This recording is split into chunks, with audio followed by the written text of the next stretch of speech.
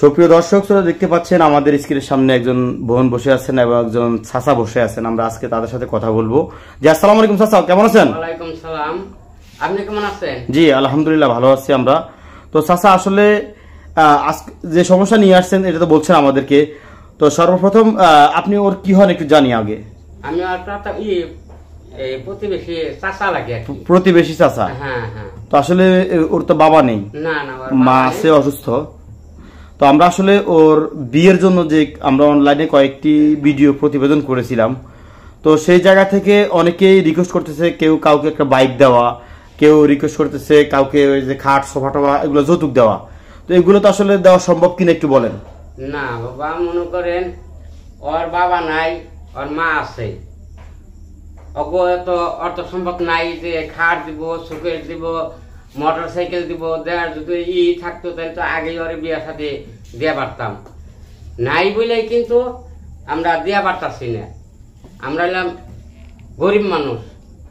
ওই গরিব হিসাবে যদি কোনো ভাই থাকে এই আমার বাস্তিটা বিয়ে করার জন্য, তাহলে আমি বিয়ে সাথে দিব।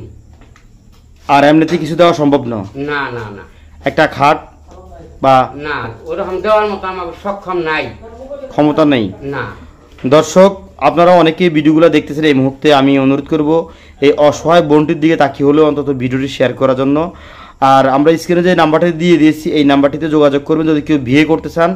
আর অযথা কেউ সময় নষ্ট করবেন না, অযথা কেউ কল দেবেন না। আপনাদের কাছে আমার এই অনুরোধ থাকলো যে আমরা একটু আপুর সাথে কথা বলবো। আপু জি কেমন আছেন? ভালো আছি ভাই, আসসালামু আলাইকুম। আপনি ভালো আছেন? জি ওয়ালাইকুম সালাম, আলহামদুলিল্লাহ ভালো আছি আমরা। তো আসলে আপনার যে কষ্টগুলা সে কষ্টগুলা দেখার পরে খুবই খারাপ লাগে, কারণ সারাদিন ডিউটি করার পরে ঘরে আসার পরে বৃদ্ধ মা। তো এখন যেটা চাচ্ছেন বিয়ের জন্য কি এখন পর্যন্ত কেউ কল দিছে? জি ভাই, আপনার কাছে তো অনেকবার কল দিছে, আপনি তো আমাকে বলছেন। না না, আপনার কাছে যারা নাম্বার নিয়েছে কল দিছে তারা অনেকে ফোন দিছে? জি জি জি। তারা কি বলতেছে? তারা আমার কাছে যৌতুক চাইতেছে ভাই। আমার তো যৌতুক দেওয়া সম্ভব না।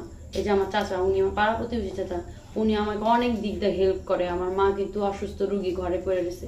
তাহলে 2 টাকা দেওয়ার মতো আমার সমর্থ নাই যে জায়গা বিক্রি করে আমার মার চিকিৎসা করতে। তার না, আমার নিজের গায়ে খাইটা আমার মাকে চিকিৎসা করতে হয়। আচ্ছা এখন যে কত টাকা বেতনে চাকরি করেন? আমি 10,000 টাকা।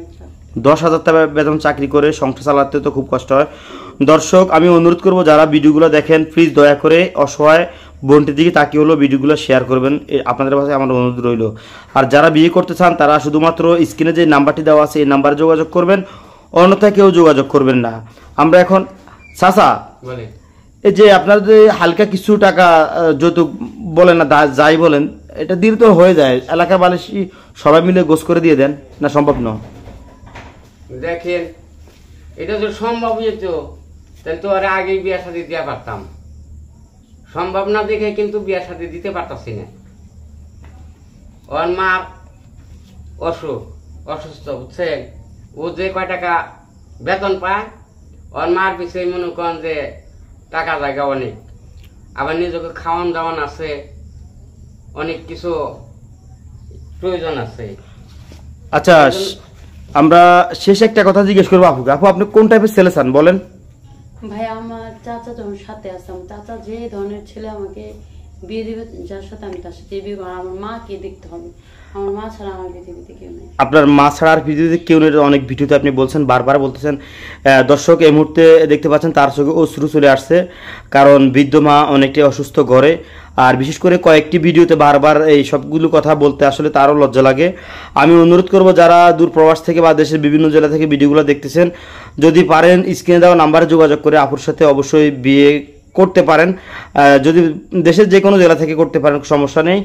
আর বিশেষ করে যদি আপনাদের কোনো সন্তান থাকে আগে বিয়ে করে থাকেন তাতেও কোনো সমস্যা নেই। বারবার যখন আপু বলছে অবশ্যই যোগাযোগ করবেন। তো প্রিয় দর্শক ভালো থাকবেন, সুস্থ থাকবেন। আপু আমরা কি বিদায় নেব? ভাইয়া আমার চাচা যে কথাটা বলছে ওইটা যদি আপনারা পারেন তাহলে অবশ্যই একটু চেষ্টা করবেন। তো ভালো থাকবেন, আল্লাহ হাফেজ। আল্লাহ।